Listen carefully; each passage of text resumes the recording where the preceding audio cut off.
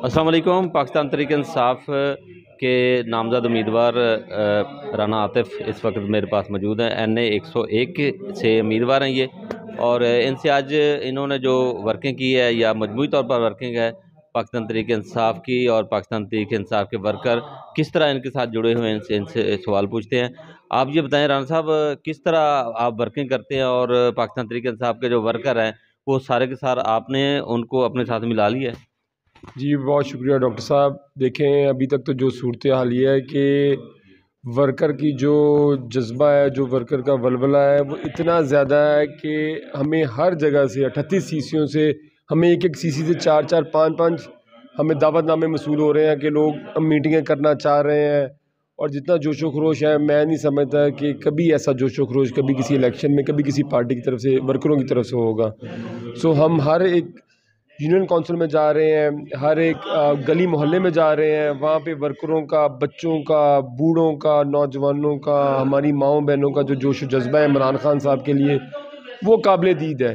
तो इंशाल्लाह आप देखेंगे कि 8 फरवरी को ये जो PDM की हुकूमत है, इंशाल्लाह ताला इसको एक बहुत बुरी शिकस्त होने जा रही है। अच्छा, जितने भी हमारे तहरीक इंसाफ के दूसरे कैंडिडेट थे जिनको टिकट नहीं मिली, उनका क्या रुझान है? वो पाकिस्तान तहरीक इंसाफ के साथ, आपके साथ तावन कर रहे हैं या नहीं?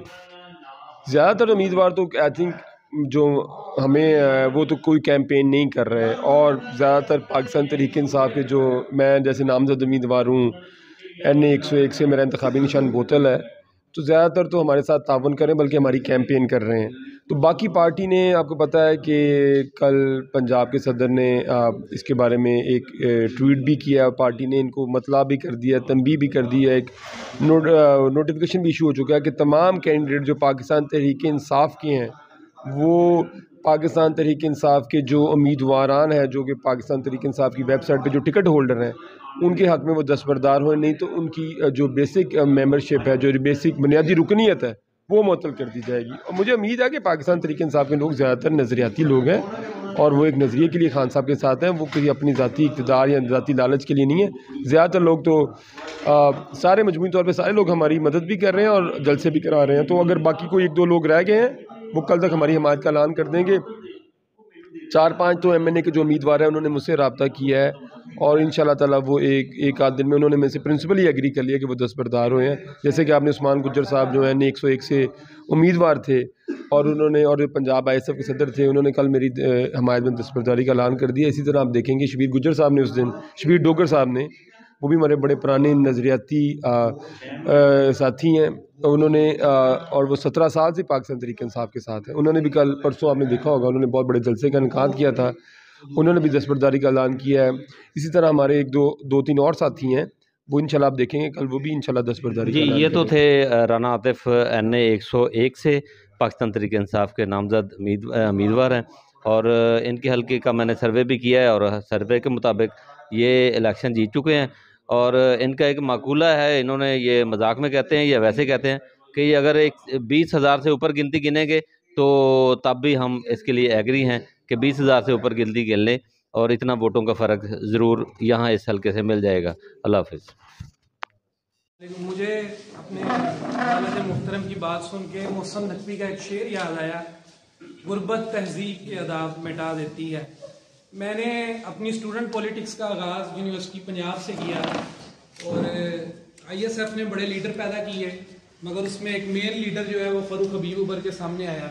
बाकी बहुत सारे नाम थे, उस्मान गुज्जर था, ज़ुबैर नियाज़ी, और मैं स्पेशली शुक्रिया अदा करता हूँ जैद का, ये हमारे ISF के बड़े एक्टिव मेंबर हैं, और ये भी आपको एक जोशीले नारे से नवाजेंगे जिसका आपने भरपूर जवाब देना है। और अभी खान साहब ने जेल दौरान प्राइम मिनिस्टर दुराने प्राइम मिनिस्टर इनको सर्टिफिकेट भी दिया था, मगर इनसे गिला है कि बनी गाला मुझे साथ नहीं लेके केले हुआ है।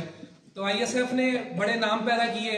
आतिफ भाई का तारफ मैं बस आपको इतना करवा देता हूँ, ये हमारे 2006 के साथी हैं, हमारी ज्वाइनिंग 2009 की है, 2007 से। तो मैंने लाहौर पेखेवाला मोड़ सड़क ब्लॉक करने से फरूख हबीब के साथ स्टूडेंट पॉलिटिक्स का आगाज किया। आतिफ भाई उससे भी पहले हैं, 2008-9 में तब बुकला तहरीक चल रही थी, फॉरेन कंट्री से पढ़े हुए हैं, और माशाल्लाह पाकिस्तान की दूसरी बड़ी पावर कंपनी चलाने का तजर्बा रखते हैं। तो जिस तरह ISF ने बड़े लीडर पैदा किए, ये भी उभरते हुए नौजवान सितारे हैं और उभरते हुए ये लीडर हैं। تو میں بس ان کا زیادہ پہلے تو آپ کا شکریہ جی، آپ کو انتظار کرنا پڑا، اور دوسرا میں آپ لوگوں کا زیادہ وہ ٹائم نہیں لیتا، اور عاطف صاحب سے کہتا ہوں کہ آپ سے مخاطب ہو، مگر عاطف صاحب کو ووٹ کیوں دینا ہے یہ میں آپ کو بتا دیتا ہوں 2 لفظوں میں، کیونکہ ان کے نام کے ساتھ نہ گیلانی لگتا ہے، نہ ہاشمی لگتا ہے، نہ مخدوم لگتا ہے، نہ قریشی لگتا ہے، نہ چودھری لگتا ہے، ٹھیک ہے؟ یہ ہماری کلاس کے لوگ ہیں، ہماری نمائندگی کر رہے ہیں، اور میرے بڑے پرانے ساتھی ہیں، اور ان کی قسم کیا گواہی بھی دے سکتے ہیں، اس لیے ابھی عاطف صاحب سے مخاطب ہوں گے. چلو تسی بھی بن جانا جب ٹائم آئے گا، پہلے کونسلر بنو. یہ عاطف صاحب آپ سے مخاطب ہوں گے، اینڈ پہ آپ نے زید کے نعرے کا جواب دینا ہے جی. یہ عاطف بھائی بسم اللہ الرحمن الرحیم. یہ لگ جائے گا جی جی کنیکٹ چلیں نہیں پکڑے آپ. ٹھیک ہے.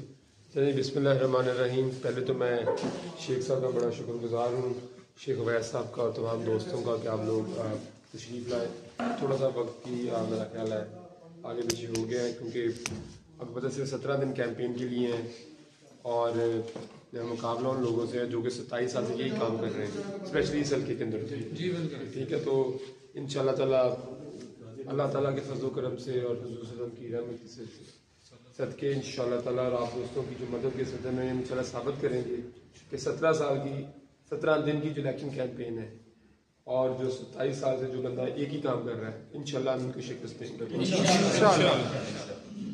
شیخ صاحب نے بہت اچھی اور بہت دردناک اور احساس سے بھرپور باتیں کی ہیں، اور میرا خیال ہے کہ جتنے بھی حساس لوگ ہیں اور جتنے بھی درد دل رکھنے والے لوگ ہیں، شیخ صاحب نے ان کی ترجمانی کی ہے بڑے خوبصورت الفاظ میں. اور شیخ صاحب جیسے ذاتی راہ جیسے ادارے چلا رہے ہیں، غریبوں کی مدد کر رہے ہیں، اور ایک جذبے سے بھرپور انسان ہے. تو میں تو ان کا بڑا شکر گزار ہوں کہ انہوں نے ہمیں اپنے خیالات سے بھی نوازا اور آج موقع بھی دیا. اچھا جی، جب پاکستان کی انہوں نے اوبیسلی قرضوں کی بھی بات کی اور پاکستان کی معیشت کی بھی جو انہوں نے ایک اشارتاً اور تھوڑا سا آپ کو ایک ڈیٹیل میں کوشش کروں گا کہ 5-7 منٹ کے اندر مختصراً آپ کو تھوڑا سا ایک جائزہ دوں، اور میں چاہوں گا کہ آپ لوگ پھر اس کے اوپر وہ کریں. دیکھیں آپ ایک جو ڈیفینیشن ہے نا ایک جو قوم کے بارے میں ہے، جو قوم آپ اٹھتی ہے نا تو وہ کسی وجہ سے اٹھتی ہے. بڑی آج اور پچھلے 10 سال میں جتنی کتابیں لکھی گئی ہیں اس موضوع کے اوپر، شاید پہلے کبھی نہ لکھی گئی ہے. پچھلے 15 سال میں 10 سے 15 سال کہ قومیں ترقی کیوں کرتی ہیں اور قومیں ڈوبتی کیوں ہیں. بہت کتابیں لکھی گئی ہیں. ایک کتاب بہت فیمس ہو گئی وائلیشنز فیل، اور اس طرح کی اور بہت کتابیں ہیں. السلام علیکم. سرفراز صاحب کوئی ویلکم کرتے ہیں. یہ ہمارے بڑے طریقے پرانے ساتھی ہیں، میرا خیال ہے 22-23-24 سال سے. تو میں آپ کو ایک واقعہ بتاتا ہوں، کہ ایک 2 واقعہ بتاتا ہوں، پھر آدمی بات پاکستان کے موضوع پہ لے کے آتے ہیں.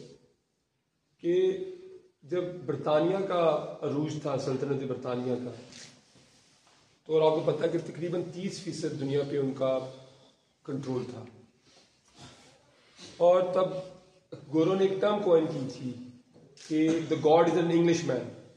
اس کا مطلب یہ کہ وہ کہتے ہیں کہ خدا ہم سے اتنا خوش ہے کہ خدا کو یہ لگتا ہے انگریز ہی ہوگا، کہ پوری دنیا کی انہوں نے خدا نے ہمیں حکومت ہی دی تھی. اور جب وہ اٹھے تھے تو وہ ایک جو مورل پرنسپل ہے، جو اخلاقی پرنسپل ہے، ان کے اوپر وہ اٹھے تھے. اور میں obviously اسلام کی طریق کی طرف بھی آتا ہوں. دیکھیں حضور صلی اللہ علیہ وسلم نے جو دنیا کی تاریخ کا عظیم ترین جو انقلاب ہے، سماجی معاشی اور مذہبی انقلاب ہے، وہ جب سے دنیا بنی اور جب تک دنیا رہے گی اس سے بڑا انقلاب آج تک دنیا میں نہیں ہے. اور وہ اب آپ اس لیے میں تو اکثر کوشش کرتا ہوں کہ اگر آپ حضور صلی اللہ علیہ وسلم کی کوئی سیرت پڑھنی ہے تو آپ کوشش کریں کہ وہ اب جو مغربی لکھاری ان کی پڑھیں، کیونکہ مسلمانوں کو تو ہمارا تو محبت بھی ہے، عقیدہ بھی ہے، لوگوں کو خوف بھی ہے، پیار بھی ہے، ٹھیک ہے. جب کوئی مغربی رائٹر لکھتا ہے تو وہ بڑا آبجیکٹیولی لکھتا ہے، وہ اس کو ان کو مذہبی اسپیکٹرم سے نہیں لکھتا. وہ کہتے ہیں کہ دنیا کی تاریخ میں حضور صلی اللہ علیہ وسلم سے بڑا انسان آج تک نہیں پیدا ہوا، نہ پیدا ہو سکتا ہے. یہ تو ہمارا ایمان ہے. اب ہم آتے ہیں کہ وہ کیوں کہتے ہیں لوگ، کیونکہ انہوں نے جو ایک چیز قائم کی. دیکھیں معاشرہ جو اٹھتا ہے وہ صرف ایک چیز سے اٹھتا ہے، اسے ہم رول آف لا کہتے ہیں. بدقسمتی سے ہمارے ملک کے اندر یہ لوگ اس چیز کا مذاق اڑاتے ہیں. میں اکثر لوگوں کو کہتا ہوں کہ جب آپ 3 چیزوں کا مذاق اڑانا شروع کرتے ہیں سمجھیں آپ غرق ہونے کے قریب قریب. ایک آپ جب علم کا مذاق اڑانا شروع کرتے ہیں, دوسرا جب آپ ایمانداری کا مذاق اڑانا شروع کرتے ہیں, تیسرا جب آپ قانون کا مذاق اڑانا شروع. اور پاکستان کے اندر جو ہماری اشرافی ہے انہوں نے ان تینوں چیزوں کے مذاق اڑایا. عمران خان کی حکومت آئی تو آپ پتہ لوگ کیا کہتے تھے ایماندار ہے. میں بے شرمی والی یہ بات تھی کہ ایمانداری کی مذاق اڑایا جا رہا تھا, اور مثالیں کس طرح کی گھٹیا مثالیں دی جا رہی تھیں کہ آپ اس آدمی کو ڈرائیور رکھیں گے جو کہ بے ایمان ہوگا, یا اس اور لیکن وہ گاڑی چلانا صحیح جانتا ہوگا, یا اس کو رکھیں گے جو ایماندار تو اسے گاڑی چلانی نہیں آتی ہوگی. اور انہوں نے خود ہی ایزمپشن لگا لی تھی کہ یہ جو بے ایمان ہے اس کو گاڑی چلانی بھی آتی ہے. یہ ان کی خود ہی ایزمپشن تھی, یہ خود ہی مفروضہ کاری کر لیا تھا. دوسرا یہ کہتے تھے کہ پڑھے لکھے کی حکومت آئی ہوئی. یہ باتیں آپ نے روزمرہ کی زندگی میں سنی ہوں گی, آپ میں بھی ایسی بات نہیں کر رہا. تیسرا یہ ایسے کم وقت لوگ تھے کہ آپ سیاست کو, اگر آپ سے اتنی جرت نہیں ہے, اگر آپ کو اپنا اقتدار اتنا پیارا ہے, آپ ایسی بات نہیں کر سکتے ریاست مدینہ کی, ٹھیک ہے نا. مغرب کی باتیں کرتے تو ان بے شرموں کو شرم نہیں آتی, اور نہ مغرب سے انہوں نے کوئی چیز سیکھی ہے. انہوں نے مغرب میں بھی اسلام سے, اور جو آفاقی پرنسپل ہے یہ اللہ کے بنائے ہوئے پرنسپل ہے, وہ تو انہوں نے کچھ سیکھا نہیں ہے. سو انہوں نے ایک چیز قائم کی کہ معاشرے کے اندر جو سب سے بڑا جو ہوتا ہے کہ ایک ہیومن معاشرہ ہوتا ہے نا, اس میں ہوتا ہے کہ ہر بندہ اپنی طرف زیادہ وسائل کو کھینچنا چاہ رہا ہوتا ہے, جو انسانی فطرت ہے. ٹھیک ہے, اب میں صرف اس چیز پہ تو نہیں, مجھے ایسے لوگ کہتے ہیں جب ہم سب ٹھیک ہو جائیں ملک ٹھیک ہو جائے. میں نے کہا کہ ملک میں فار ایگزامپل اگر ہم 1 کروڑ بندے ٹھیک ہے تو ہم کیا ویٹ کریں 19 کروڑ بندہ ٹھیک ہو تو ہماری زندگی بہتر ہوئے گی. یہ کتنا بےہودہ قسم کا آرگومنٹ ہے. آپ نے اکثر سنا ہوگا کہ پورا ملک پہلے ٹھیک ہو جائے اور ہمیں کوئی فون پہ اطلاع آئے گی جب آج پورا ملک ٹھیک ہوگا اب ایزی ہو جائے. یہ ہوتا ہے کہ اس کا مطلب ہوتا ہے کہ چپ کر کے بیٹھے رہو. میں یہ صرف آپ کو آگاہ کرنا چاہ رہا ہوں, یہ معاشرے اس طرح نہیں ٹھیک ہوتے کہ جب سارے ٹھیک ہو جائیں تو ملک ٹھیک ہو جائے گا. معاشرے کے اندر لیڈر آگے کھڑا ہوتا ہے, وہ ایک نظریے کو پرچار کرتا ہے, اس نظریے سے لوگ جڑتے ہیں, اس نظریے سے وہ لوگ جڑتے ہیں جو جرت والے ہوتے ہیں, جو اچھے ہوتے ہیں. معاشرے کے اندر صرف 1 یا 2% لوگ جینرلی برے ہوتے ہیں. میکسیمم ہیومن سوسائٹی سروائیو بھی نہیں کر سکتی. زیادہ تر لوگ انڈیفرنٹ ہوتے ہیں کہ سانوں کی. پاکستان میں کیا میں آپ کو جنم دوں گی, آپ کی کلونی میں کون سا کوئی کسی نے بہت بڑا کوئی کرائم کیا ہوگا؟ کسی نے بھی نہیں کیا ہوگا. نہ کسی نے کوئی وائٹ کلر کرائم کیا ہوگا, نہ کسی نے کوئی ویسے ہی کیا ہوگا. مسئلہ یہ ہے کہ وہ لوگ جو ہوتے ہیں جو کہ فینس کے دوسرے بیٹھے رہتے ہیں کہ ہمیں کیا. اور یہ جتنے بھی نظریاتی لوگ ہوتے ہیں نا جو اچھی باتیں کرنے ہیں, یہ سارے نان پریکٹیکل ہوتے ہیں. کبھی آپ نے کسی چور کو سنا کہ وہ بیٹھے پلاننگ کریں گے چوری کریں گے یار, وہ سارے پریکٹیکل ہوتے ہیں. کبھی آپ نوٹ پہ نہیں, یہ آپ کو صرف آپ کو آگاہ کر رہے ہیں, وہ سارے ہوتے ہیں. تو ہم نے ایک ملک کے اندر صرف ایک رول آف لا قائم کرنا ہوتا ہے. اور رول آف لا کیا ہوتا ہے؟ یہ امیر اور غریب کے درمیان ایک ڈھال ہوتی ہے. اگر آپ اس کو ریموو کر دیں تو آپ تو ایک جانوروں والا معاشرہ بن جائے گا. اب جب جنگل میں جاتے ہیں نا, وہ بڑی مشہور کہاوت ہے نا کہ شیر آپ کو صرف اس لیے نہیں چھوڑ سکتا کیونکہ آپ شیر کو نہیں کھاتے تو آپ کو اس لیے نہ کھائیں. تو انسانوں کے معاشرے کے اندر جو انسانوں کے درمیان ایک چیز جو تحفظ کرتا ہے وہ ہوتا ہے رول آف لا, قانون کی حکمرانی. یہی ہمارے پیارے نبی حضرت محمد صلی اللہ علیہ وسلم نے یہی کام کیا. انہوں نے جو پرچار کیا, جو انسانی طریقہ سب سے عظیم انقلاب لے کے آئے. آپ سوچیں کہ حضرت بلال حبشی اور وہ زمانہ, پھر وہ گورنر بنے. آپ سوچ سکتے ہیں کہ وہ جو عرب معاشرہ جو تعصب سے نسلی فرقہ بڑا بڑا تھا کہ کیسا انقلاب برپا کیا طریقہ انسانی کا صرف ایک چیز کے اوپر.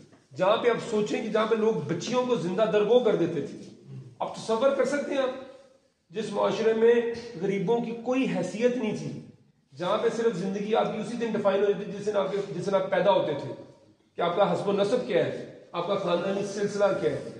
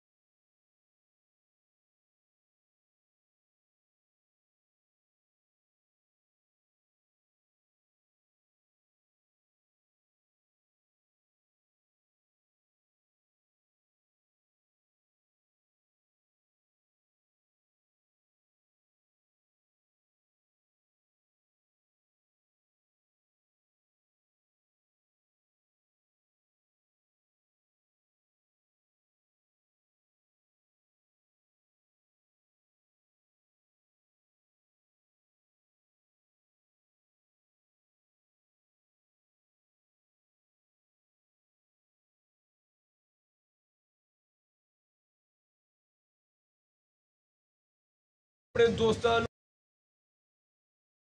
ਤੁਸੀਂ